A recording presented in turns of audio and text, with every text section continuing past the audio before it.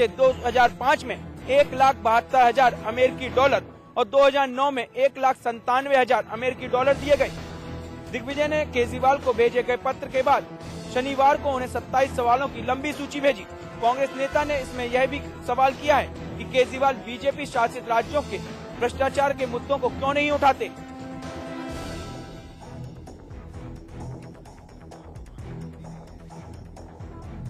उन्होंने कहा है कि जिस उम्मीद से केजरीवाल दूसरों से जवाब चाहते हैं, उसी ईमानदारी से जवाब देना चाहिए। सोनिया गांधी के दामाद रॉबर्ट वाड्रा जमीन के विवाद में इंडिया अगेंस्ट करप्शन के कार्यकर्ताओं ने हरियाणा के मुख्यमंत्री भूपेंद्र सिंह हुड्डा के दिल्ली स्थित आवास के बाहर जमकर प्रदर्शन किया।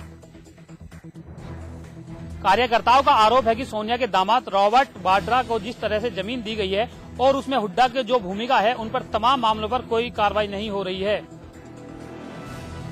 हुड्डा के खिलाफ जमकर नारेबाजी कर रहे आईएससी कार्यकर्ताओं को पुलिस ने जबरन उठाकर बस में बिठाया और दूसरे स्थल पर ले गए, लेकिन इसके बाद ही दूसरा जत्था वहां आ पहुंचा।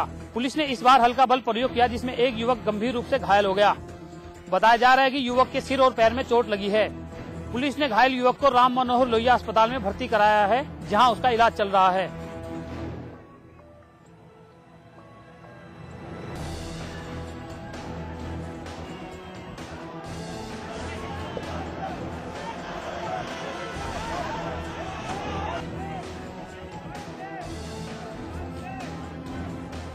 इससे पहले हरियाणा के मुख्यमंत्री भूपेंद्र सिंह हुड्डा के घर के बाहर प्रदर्शन कर रहे लोगों पर पानी की बौछारें छोड़ी गई।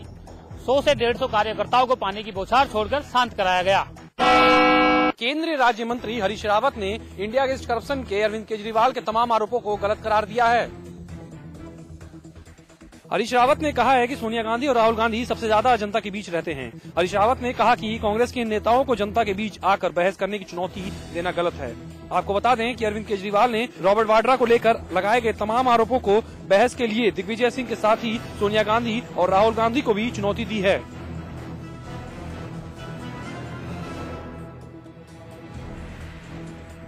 सोनिया जी हमेशा लोगों के बीच में रहती हैं, रैलीज को एड्रेस करती है। राहुल गांधी मेरी समझ से इस देश के सबसे ज्यादा जो लोगों के बीच में जाते हैं। केजरीवाल जी जैसे कुछ लोग जो केवल आरोप की राजनीति कर रहे हैं, इसलिए उनका जवाब देने के लिए प्रधानमंत्री हमेशा आगे आने लग जाए तो फिर तो गवर्नेंस का भगवान मालिक है।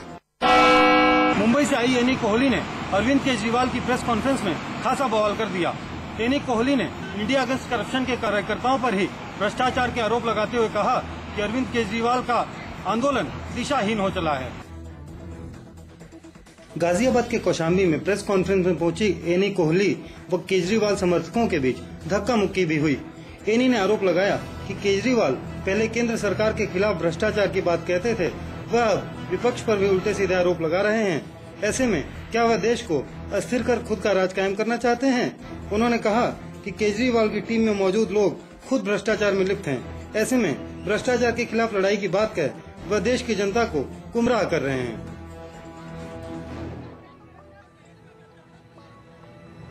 मेरा पहला सवाल ये है कि पहले वो अपनी जो है पहचान देश के सामने साफ करे कि वो राजनीतिक है या उदारवादी है। वो तो उनकी अभी तक तो उनकी पहचान ही नहीं। हम क्रांतिकारी राजनीति है। अरे जो क्रांतिकारी होता है वो तो प्राणों की आहुति दे देता है। उस बात का वो जवाब नहीं दे रहे, उस बात का कोई जवाब नहीं दे रहे। लेकिन हम तो फिर अब उनके जब जवाब नहीं बना तो अंदर चले गए। अब देखना यह है कि अरविंद केजरीवाल एनी के सवालों पर क्या रुख अपनाते हैं। मध्य प्रदेश के आईपीएस नरेंद्र कुमार के परिजनों ने सरकार के प्रस्ताव को ठुकरा दिया है। मध्य प्रदेश सरकार ने आईपीएस नरेंद्र कुमार को सम्मानित करने का प्रस्ताव भेजा था। वहीं नरेंद्र के परिजनों का आरोप है कि उनकी हत्या की गई है और परिजन जांच से नाखुश हैं। 2009 के बैच के आईपीएस अधिकारी नरेंद्र कुमार के परिजनों ने मध्य प्रदेश सरकार द्वारा शहीदों को सम्मानित करने वाले प्रस्ताव को ठुकरा दिया। परिजन सरकार पर गंभीर आरोप लगा रहे हैं। हत्या की जांच में सीबीआई सहयोग से भी नाखुश हैं। सरकार द्वारा प्रस्ताव अपमान है। आईपीएस नरेंद्र की नियुक्ति ही नहीं मानती। देय बिलों का भुगतान तक अभी नहीं हुआ है। श्रीलंका से श्रावस्ती बौद्ध तीर्थ स्थल घूमने आए पर्यटकों का एक दल बीमार पड़ गया। उनके बीमारी की वजह प्रदूषित खाना बताया जा रहा है। श्रीलंका से 13 पर्यटकों का एक दल बौद्ध तीर्थ स्थली के दर्शन के लिए आया था, लेकिन ये सभी अस्पताल पहुंच गए। बलरामपुर के जिला अस्पताल में इलाज करा रहे इन सैलानियों की ये हालत दूषित खाना खाने की वजह से हुई है। ये सभी पर्यटक श्रावस्ती के प्रसिद्ध बौद्ध तीर्थ स्थल के दर्शन के लिए बलरामपुर के एक होटल में रुके थे, लेकिन होटल का खाना खाने से इनकी तबीयत बिगड़ गई, जिसके चलते 3 की हालत गंभीर बताई जा रही है।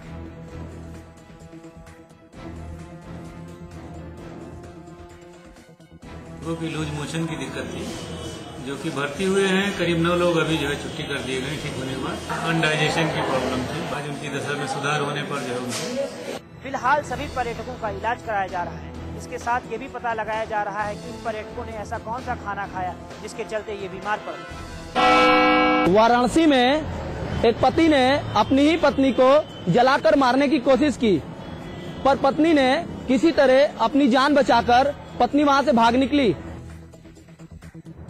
पीड़ित महिला अपने पति के खिलाफ धरने पर बैठ गई है। पुलिस ने महिला को थाने में लेकर दोषियों के खिलाफ कार्रवाई का आश्वासन दिया। दरअसल सिगरा इलाके में एक शख्स 2 शादी करके दूसरी औरत के साथ रह रहा था। इस बात की खबर जब पहली पत्नी को लगी तो उसने हंगामा किया।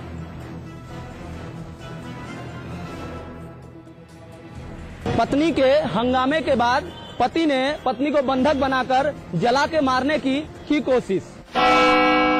मेरठ में एक सौतेले पिता ने अपनी बेटी के साथ दुष्कर्म की कोशिश की। दुष्कर्म में सफल न होने पर कलयुगी बाप ने अपनी नाबालिग लड़की की गला घोटकर हत्या कर दी।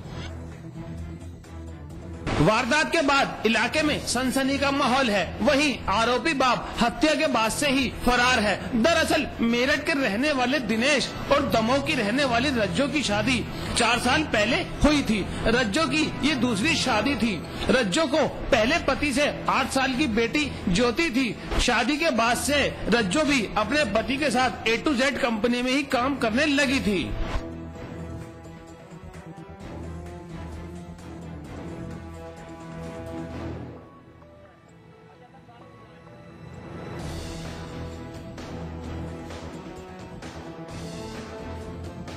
थाना दोराला में एक बच्ची है, ज्योति नाम की लड़की है, 8 साल की बच्ची है। इसका हत्या हुआ है। इसमें इनका फादर का नामजद रिपोर्ट हुआ है।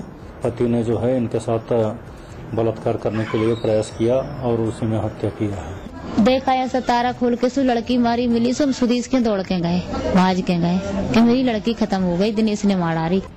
शनिवार को ज्योति की मां रज्जो काम के सिलसिले में बाहर गई थी। तभी दिनेश ने मौका पाकर ज्योति के साथ रेप की कोशिश की, लेकिन सफल न होने पर इस घिनौनी वारदात को अंजाम दे डाला।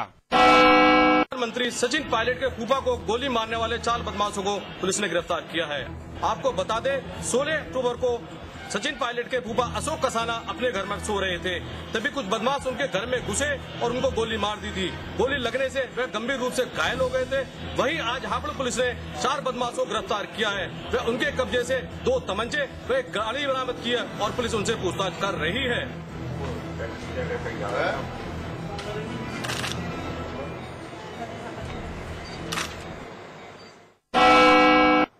हल्द्वानी में सड़क हादसे में 5 लोगों की मौत हो गई, जबकि 2 लोग गंभीर रूप से घायल हो गए हैं। हादसे में कार के ड्राइवर की मौत हो गई। बताया जा रहा है कि एक मंदिर में दर्शन कर कुछ लोग कार में लौट रहे थे, तभी हल्दू चैंड के पास कार अत्यंत हो गई और सामने खड़े एक ट्रक के पीछे से टक्कर मार दी, जिसके मौके पर 5 लोगों की मौत हो गई, जबकि 2 लोग घायल हो गए।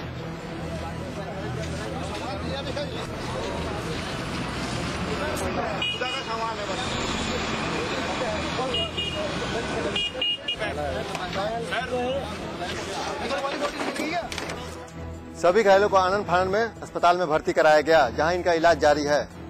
ट्रेन चालकों की सूझबूझ से सीतापुर में बड़ा रेलवे हादसा टल गया। अब इस लापरवाही के लिए जिम्मेदार रेलवे का कौन सा धड़ा है, ये तो जांच के बाद ही मालूम होगा। लेकिन एक बात तो तय है कि ये लापरवाही कहीं से भी माफी के काबिल नहीं है।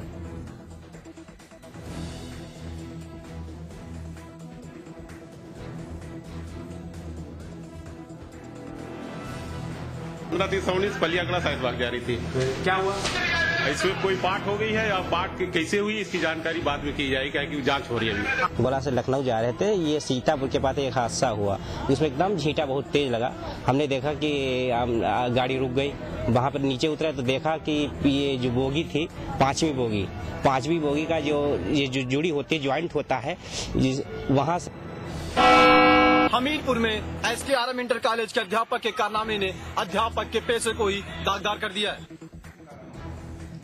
दरअसल स्कूल के टीचर राम सजीवन ने ज्यादा वेतन पाने के लालच में जिला DIS के बाबुओं से साठ गांठ कर प्रिंसिपल के फर्जी हस्ताक्षर से जाली कागज तैयार कर लिए थे। हो रहा वो नुकसान, न हमने उसके साइन किए, न प्रबंधक जी ने साइन किए। तो अच्छा, ये जो आपने साइन करके फर्जी कागज अभी दाखिल किए हैं, तो काहे के लिए किया, क्या वजह है? वो तो प्रोन्नत वेतन मान लगने के लिए किया है हमने। कितना वेतन बढ़ेगा आपका?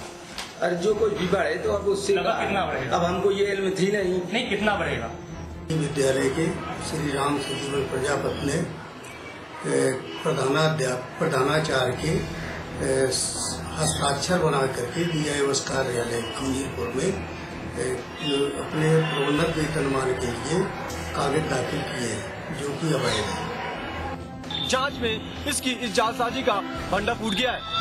जिला DIS ने दोषी शिक्षक के खिलाफ 420 का मुकदमा दर्ज भी करा दिया है। यूपी में गैस की कालाबाजारी रुकने का नाम नहीं ले रही। मामला झांसी जिले का है, जहां इन दिनों गैस की कालाबाजारी धड़ल्ले से हो रही है। दरअसल जिले में कोई भी CNG पंप नहीं है, जिससे लोग अपनी गाड़ियों में CNG की बजाय घरेलू गैस का इस्तेमाल कर रहे हैं, जिससे लोगों को काफी दिक्कतों का सामना करना पड़ रहा है।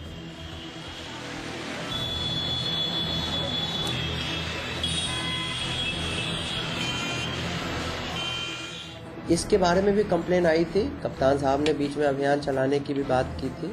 अभी ये जो 10 तारीख से जब हम लोग बृहद स्तर पे अभियान चलाएंगे, इसमें इस तरह के भी जो इलीगल गैस रिफिलिंग कर रहे हैं उनके प्रति भी, और जो गैस से अपनी गाड़ियां चला रहे हैं उनका चालान करके उनको सीज किया जाए। पुलिस और RTO विभाग इस मामले में कोई ठोस कदम नहीं उठा रहा। सितारा में शुरू हुआ शेड्यूल फेज 2 का काम। जेल कैंप एरिया की जमीन की गई अधिग्रहण। शेड्यूल फेज 2 से खुलेंगे रोजगार के अवसर। शेड्यूल फेज 2 बनाने की तैयारी हुई शुरू। सितारा में शेड्यूल फेज 2 को बनाने की तैयारी शुरू हो गई है। शेड्यूल फेज 2 को शेड्यूल के पास ही बनाया जा रहा है। इसके लिए राज्य सरकार ने सितारा जेल कैंप एरिया की 1500 एकड़ भूमि को अधिग्रहण किया है। इसके अलावा फेज 2 में आने वाली कंपनियों की सुविधाओं के लिए काशीपुर से सितारा तक 4 लेन सड़क और सितारा तक रेलवे लाइन बिछाने की जाने की भी घोषणा की गई है। शेड्यूल फेज 2 की घोषणा के बाद उद्योगपति बेहद खुश है। रुड़की में डेंगू के 29 मामले आने से स्वास्थ्य विभाग में हड़कंप मच गया है। हड़कंप किस कदर मचा हुआ है, इसका अंदाजा इसी बात से लगाया जा सकता है कि प्रदेश के खुद स्वास्थ्य मंत्री मरीजों के हालचाल जानने के लिए महागिरीन इलाके में पहुंचे। रुड़की में डेंगू के 29 मरीज अस्पताल में भर्ती हुए हैं। सबसे ज्यादा मरीज माहीगिरीन मोहल्ले के हैं। डेंगू के एक साथ 29 मामले आने से स्वास्थ्य विभाग में हड़कंप मच गया है। प्रदेश के स्वास्थ्य मंत्री सुरेंद्र सिंह नेगी इलाके में जाकर मरीजों का हालचाल जाना। उधर स्वास्थ्य मंत्री सुरेंद्र सिंह नेगी ने कहा कि विभाग की ओर से डेंगू पर काबू पाने के लिए हर संभव प्रयास किए जा रहे हैं। उधर मरीजों के परिजन और तीमारदारों ने स्वास्थ्य मंत्री के सामने अपनी समस्याएं रखी। लोग डॉक्टरों की लापरवाही से भी काफी नाराज दिखे। बहरहाल रुड़की में लोग डेंगू के डंक से कर्रा रहे हैं।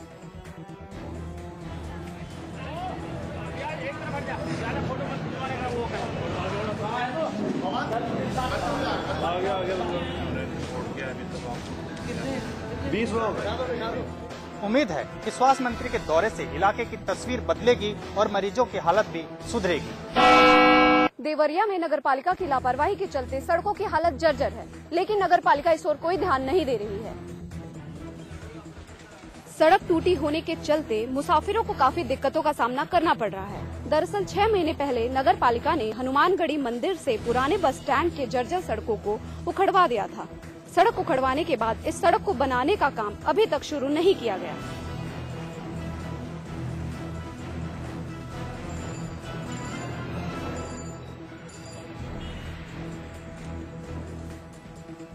है कि यहाँ पे आने जाने में इतनी तकलीफ है रोड तो 6 महीना पहले ही खोद दिया गया, अभी तक इसका कुछ भी निदान नहीं हुआ। आरसीसी तक नहीं हुआ। यहाँ पे बोल रहे थे लोग आरसीसी होने वाला, लेकिन कुछ नहीं हुआ।